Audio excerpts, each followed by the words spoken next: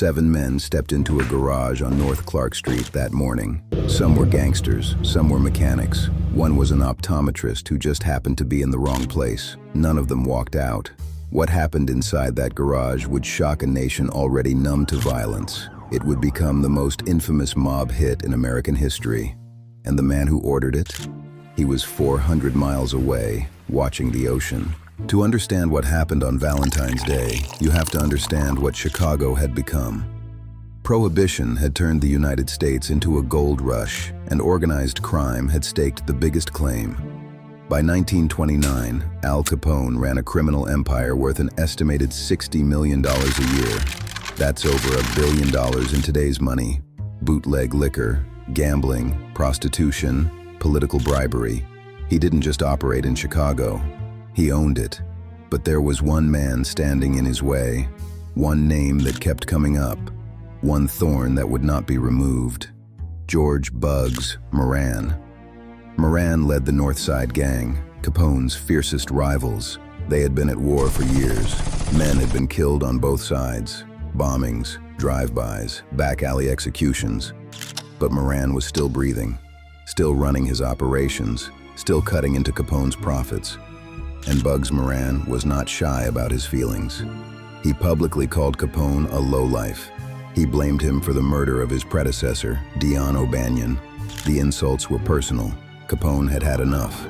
What Capone needed was a trap, something elegant, something Moran couldn't resist. The bait? A hijacked shipment of whiskey, cheap, but good enough. Word was sent to Moran's crew. A truck full of bootleg liquor would be available for purchase on the morning of February 14th. Meet at the SMC Cartage Company garage, North Clark Street, 10:30 a.m. Moran's men didn't suspect a thing. This was routine business. They showed up. But so did the killers. Capone's plan was meticulous. 2 of his men dressed as Chicago police officers, 2 more dressed as civilians. The ruse was deliberate. If Moran's crew saw cops walking in, they'd assume it was a raid. They'd comply. They'd line up against the wall. That moment of compliance would cost them everything. The men chosen for the job were professionals. Investigators would later suspect hitmen from out of town, possibly from Detroit's notorious Purple Gang, to create distance from Capone. A clean chain, no direct fingerprints. The morning was cold, gray. The kind of Chicago winter that cuts through your coat like a blade. 7 men gathered inside the SMC Cartage garage. Frank and Peter Gusenberg, Adam Heyer, Albert Weinschenk, Reinhard Schwimmer, the optometrist, a thrill seeker who loved rubbing shoulders with gangsters, John May, a mechanic, and James Clark, Moran's brother-in-law. Bugs Moran himself was running late. He was walking toward the garage when he saw what looked like a police car parked outside.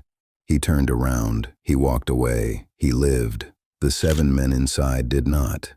The fake officers entered first. The men inside, recognizing police uniforms, put their hands up. They turned and faced the brick wall. This was standard. You didn't fight cops. You waited it out. Maybe made a phone call later. Then the 2 men in civilian clothes came in, and they opened fire. More than 70 rounds were fired. Thompson submachine guns, a shotgun. The attack lasted less than a minute. When neighbors heard the shots and called the real police, they found 6 men dead, and one, Frank Gusenberg, still barely alive, slumped against the wall with 14 bullets in his body. A police sergeant knelt beside him and asked, "Who did this to you, Frank?" Frank Gusenberg answered, "Nobody shot me." He died 3 hours later. He never talked. While blood was drying on a Chicago garage floor, Al Capone was in Miami. He had made sure of it. Capone had traveled to his Palm Island estate weeks earlier and made himself visible. Parties, dinners, public appearances. When news of the massacre broke, he was sitting in a meeting with the Dade County District Attorney as a witness in an unrelated matter. His alibi was ironclad, almost suspiciously so.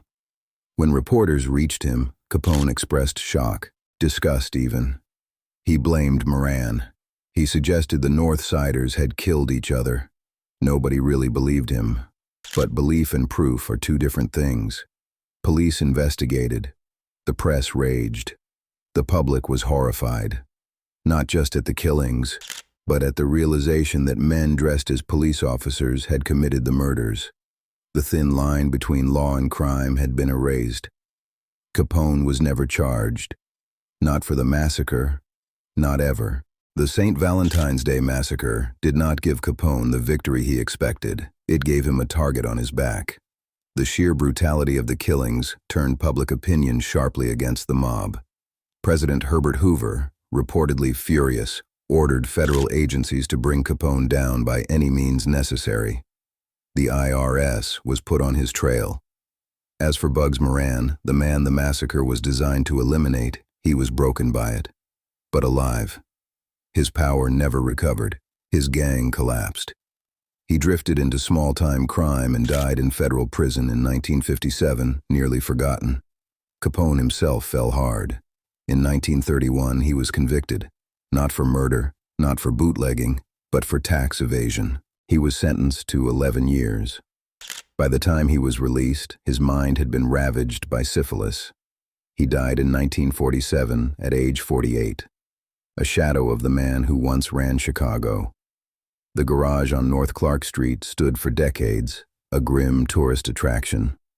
In 1967, it was demolished.